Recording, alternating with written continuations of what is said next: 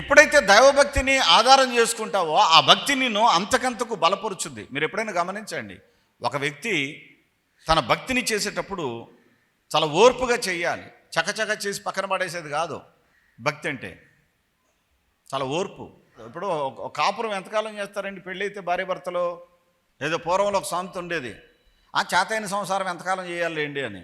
ఒక ఆవిడంటే పెళ్ళి అయిందంట, అత్తగారిని భర్త గారిని అన్నీ చకాచకా పొద్దున్నే లేచి వంట చేసేసేసి అత్తగారికి పెట్టే, అత్తగారికి మామగారికి ఇచ్చే, మామగారికి భర్తకి ఇచ్చే, భర్తకి అన్నీ ఇచ్చేసిన తర్వాత నెల ఆగిన తర్వాత ఇంటికి వచ్చేసిందంట.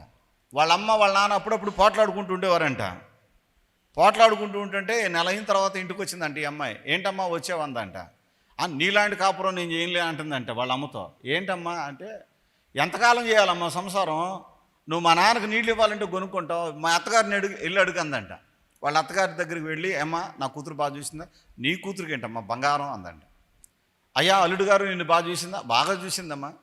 అత్తగారు మీ అమ్మాయి బంగారం. అందరూ బంగారం బంగారం అన్నారంట. కాపురానికి వెళ్ళవే అన్నారంట. ఇంకెందుకు వెళ్తాను, అయిపోయింది, నెల చేద్దాం అనుకున్నాను చేసాను, అయిపోయింది, ఇంకెంతకాలం చేయాలండి సంసారం అంటుందంట. అర్థమవుతుందా? అంటే నెల రోజులు చేస్తే అయిపోద్దా? ఒక్కసారి పెళ్ళైతే అంతం వరకు ఆ భర్తతో ఆ భార్యతో వాళ్ళు ఉండాలి అలా కదా. ఎవరో కొంతమంది జ్ఞానం తక్కువ వాళ్ళు భర్తని తేలిగ్గా చూస్తారు, బుద్ధి తక్కువ వాళ్ళు భర్త యొక్క విలువని అర్థం చేసుకోలేరు. అలాగే సంఘంలో కూడా చాలామంది బుద్ధి తక్కువ వాళ్ళు దేవుని అర్థం చేసుకోలేరు. భక్తి అనేది ఒక రోజు, ఒక నెల, ఒక సంవత్సరం చేసేది కాదు. వాళ్ళు స్త్రీలే కావచ్చు, పురుషులే కావచ్చు, మనం బ్రతికున్నంతకాలం భక్తిని చేస్తూనే ఉండాలి. అప్పుడు మోక్షానికి అనేది మనం వెళ్తాం. హల్లెలూయా. మోక్షమే పొందనప్పుడు ఈ భక్తి వ్యర్థమే. పరలోకమే మనం చేరుకోలేని భక్తి చేస్తే ఈ భక్తి వల్ల ఏం ప్రయోజనం లేదు. అందుకని మనం చేసే భక్తి సంతృప్తికరంగా ఉండాలి, సంతుష్టితో ఉండాలి. పైకి భక్తి గల వారి వల్లే ఉండి ఆ శక్తిని ఆశ్రయించని వారిగా మనం ఉండకూడదు. మనం ఎప్పుడు కూడా మన స్థితిని మనం మర్చిపోకూడదు. మనం ఏ స్థితిలో ఉన్నాం, ఈరోజు మనం ఉన్న ఈ స్థితికి కారణం ఎవరు? ఈరోజు మనం ఉన్న ఈ పరిస్థితికి కారణం ఎవరు? దేవుడు. ఆ దేవునికి నువ్వు విధేయత చూపితే నీ జీవితం, నీ బ్రతుకు దీవెనకరంగా ఉంటుంది. దేవుని పట్ల నువ్వెప్పుడు కూడా నీ భక్తిని, నీ ఆసక్తిని ఎప్పుడు కూడా విడనాడకూడదు. గుర్తుపెట్టుకోండి. భూమి మీద భక్తులే శ్రేష్ఠులు, కేవలం వారే నాకు ఇష్టలు అన్నాడు దేవుడు. దేవునికి ఎవరు ఇష్టలు అంటే భక్తులు ఇష్టలు. భక్తులు ఏం చేస్తారు? జ్ఞానవంతురాలైన స్త్రీ తన ఇంటిని కట్టును ఎప్పుడు? భక్తి చేసినప్పుడు. మూఢురాలైన స్త్రీ తన ఇంటిని పెరికివేయును ఎప్పుడు? భక్తిహీనతతో ఉన్నప్పుడు. భక్తిహీనతతో ఉంటే ఇల్లు పీకివేయబడుద్ది, భక్తితో ఉంటే ఇల్లు కట్టబడుద్ది.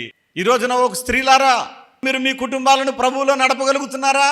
మిమ్మల్ని చూసి ఎలవే నువ్వు పనికి మాలిందా, నువ్వు ప్రార్థనకు వెళ్తావు కానీ పద్దాక పోట్లాడుతున్నావు, నేను ఇక నీ మాటలు నమ్మి రావాలి ప్రార్థనకి అని అంటున్నాడా మీ ఆయన? ఏమన్నా అంటే నువ్వు బుద్ధి మార్చుకోవాలి. ఇప్పుడు కొంతమంది భార్యలు భర్త మీద ఏమిలా ముళ్ళకంపబడ్డట్టే, వాడికి చికాకు వచ్చేస్తుంది. బాబు ఎందుకు చేసుకున్నాను రా బాబు ఇటువంటి దాన్ని అనుకుంటాడు. అప్పుడప్పుడు అంటాడు, నీతో సావలేకపోతున్నానే, దీంతో వెళ్తున్నానంటే ఇక నన్ను ఎంత ఏడిపించుకు తింటుందో అనుకుంటాడా? అట్లా ఉండొద్దు. చప్పట్లు కొట్టి దేవుని స్తుతిద్దాం, సంతోషంగా బ్రతికేద్దాం. అందరూ చెప్పండి హల్లెలూయా. పరిశుద్ధాత్మ అభిషేక అంజూర పండుగ జరుగు స్థలముల వివరములు.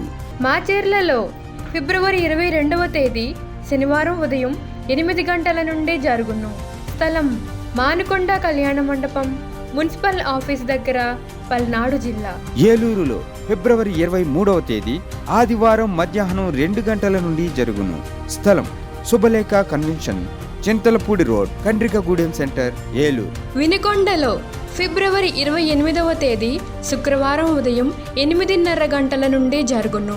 స్థలం గంగినేని గార్డెన్స్, నరసరావుపేట రోడ్, పల్నాడు జిల్లా. కాకినాడలో ఫిబ్రవరి 28వ తేదీ శుక్రవారం ఉదయం 8 గంటల నుండి జరుగును. స్థలం కొండబాబు గారి కళ్యాణ మండపం, MSN చారిటీస్ ఎదురుగా, జగన్నాథపురం, కాకినాడ.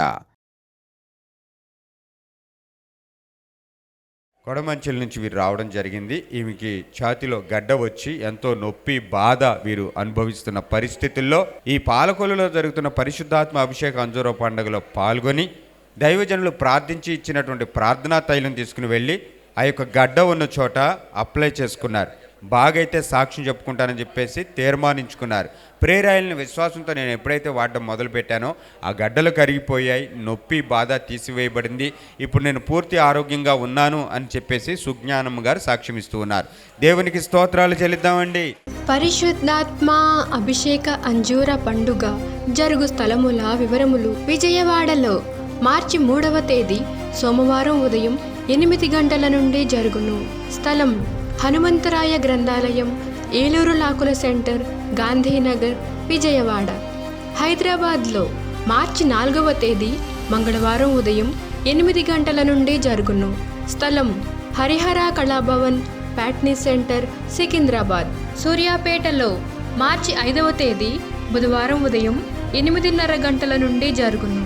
స్థలం శ్రీలక్ష్మి గార్డెన్స్, సద్దుల చెరువు ప్రక్కన, గోదావరి రుచుల హోటల్ వెనుక, హైదరాబాద్ హైవే రోడ్, సూర్యాపేట, తెలంగాణ.